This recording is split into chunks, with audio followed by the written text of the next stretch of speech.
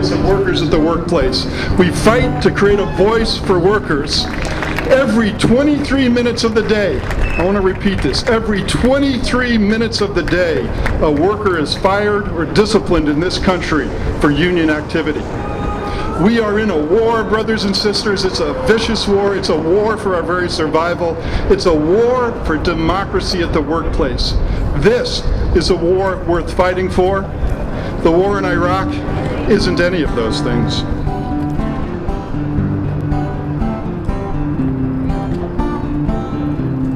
They're celebrating May Day, and it's a very serious day.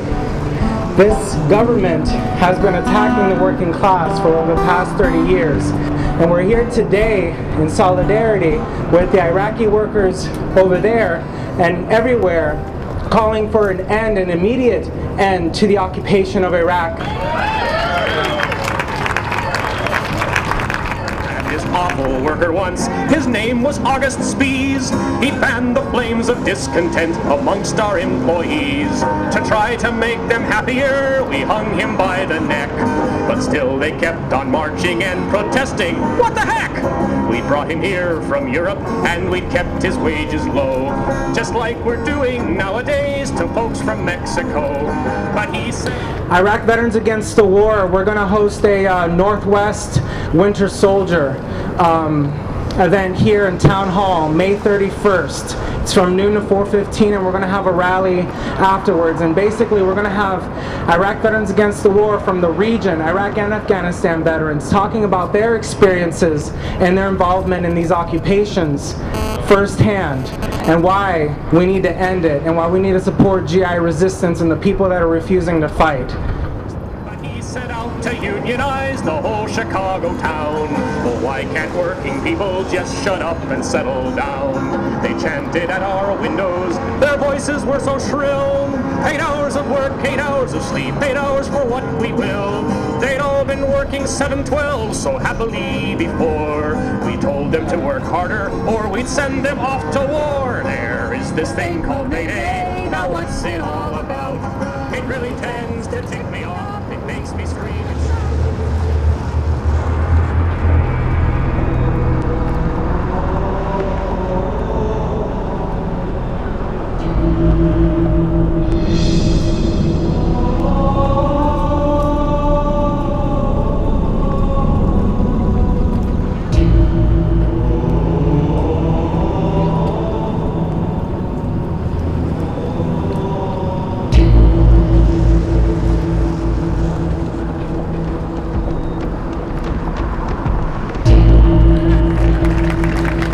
What we need to do is end this war now, bring our troops home now, and start directing our attentions to the positive.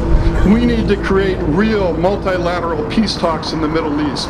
Treat healthcare, for once, as a fundamental basic human right. We need to treat our elderly in such a way that they can live out their lives in dignity.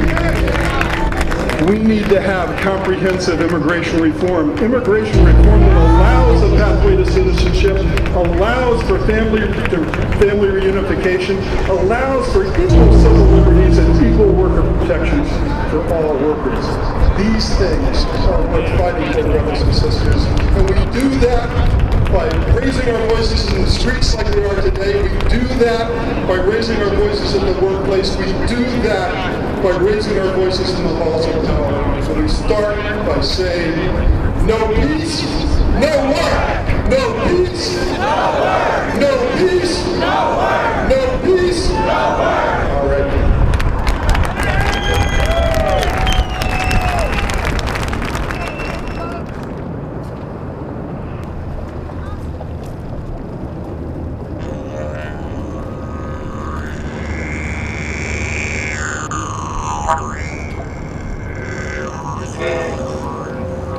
They need 50 volunteers.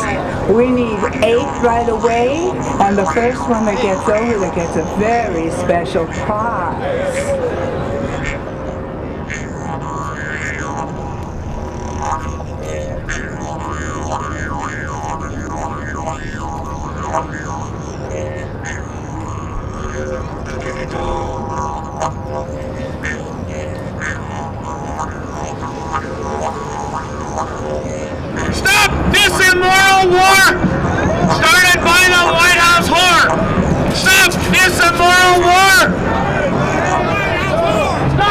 some more